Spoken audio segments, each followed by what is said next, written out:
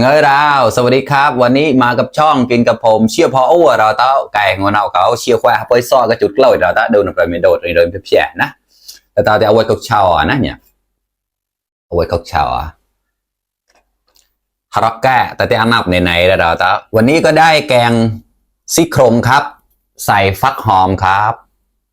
แซ่บๆเลยครับแกงแบบมอนนะครับแล้วก็มีน้ำพริกแล้วก็มียำอันนี้ด้วยยำข้าวซอยใส่มะละกอด้วยครับเนี่ยอร่อยอีกแล้วครับเพื่อนๆก่อนจะกินฝากเพื่อนๆกดไลค์กดแชร์ช่วยเป็นกำลังใจให้ผมด้วยนะครับพายเดอร์ไลเดอร์แชร์เนี่ยเราเต้าที่ไกเชียร์หมูจอตบๆหนูนะโอเคลองชิมอันนี้ดูไหมเจ็บจังมันจะได้โอ้ยขอให้เจ็บเพี้ยเลยโดนไม่เพี้ยเราต้จุดเราก็ไปสอบ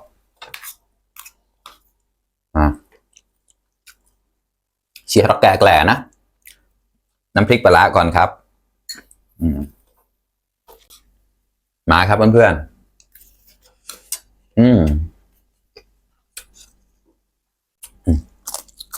ๆบาง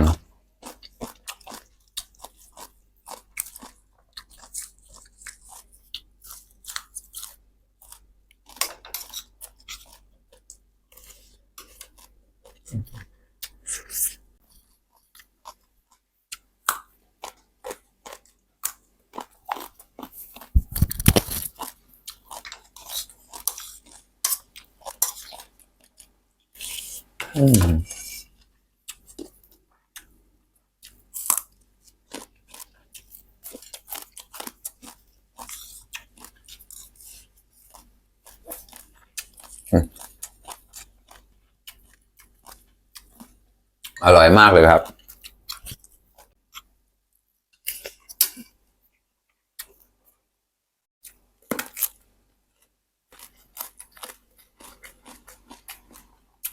บอกครับครับ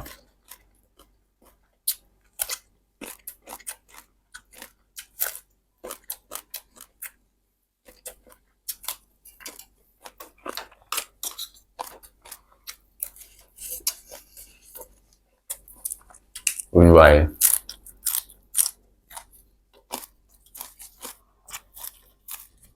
ผักบุ้งครับ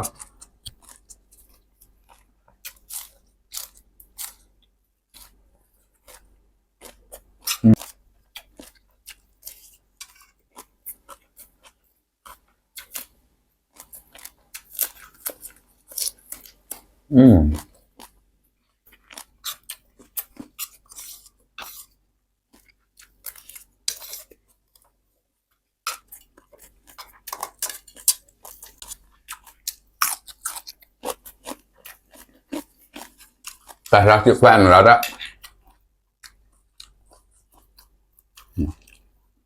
ซี่โครงครับแกงใส่มะปรางดองนะครับ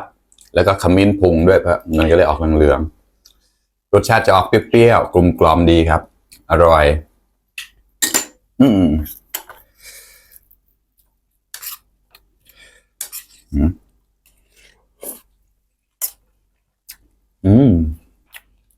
อร่อยมากครับ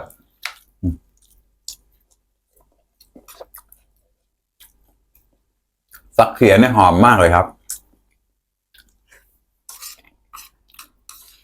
พ่อบุญธรรมส่งมาจากเพชรบูรณ์เหมือนเดิมครับฟักหอมอร่อยมาก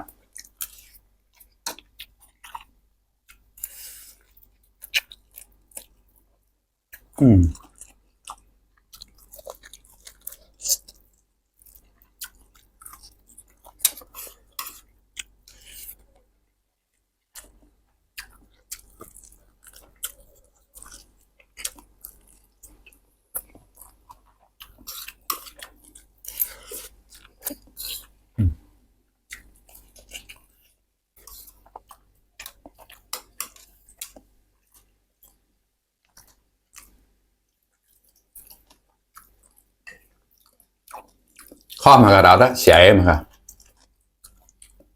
เลยเดิมเพี้ยนะแฝงมาวันเกิดเลย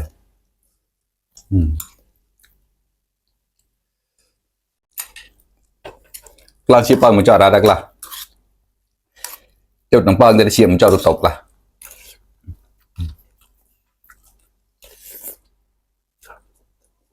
อืม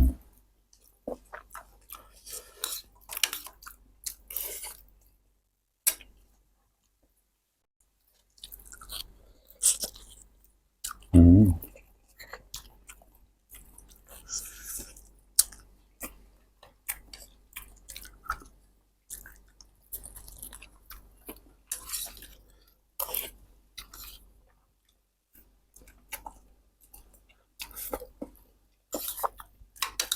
อร่อยมาก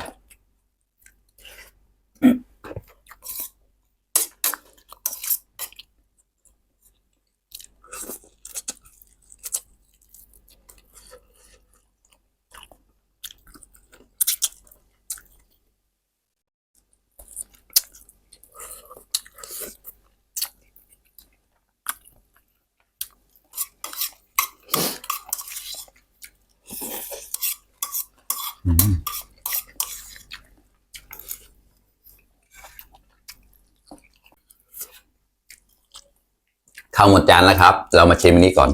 ยำข้าวซอยใส่มะละกอครับเต้าซอยมาใหม่หอมนะ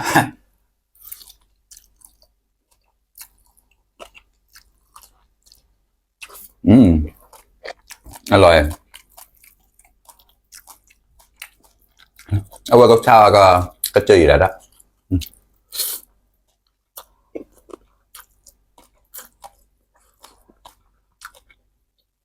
อืม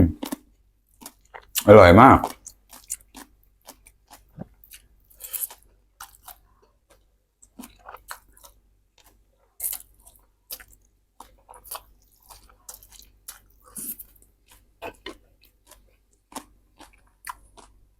โอเคครับเพื่อนๆอิ่มไปอีกหนึ่งมื้อแล้วครับอร่อยมากเลยครับแกงฟักเขียวกับซี่โครงครับอร่อยแล้วก็มีน้ำพริกปลาร้ากับยำข้าวซอยใส่มะละกอครับอร่อยมากๆเลยครับถ้ามาไกลไปแล้วเราต้อง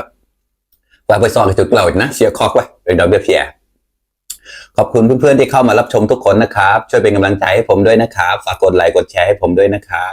พายเดอร์ไลค์เดอร์แชร์เนี่ยเราต้องอะไรเปิดมาสมฮอตก็ตั้งเกินราวบายบาย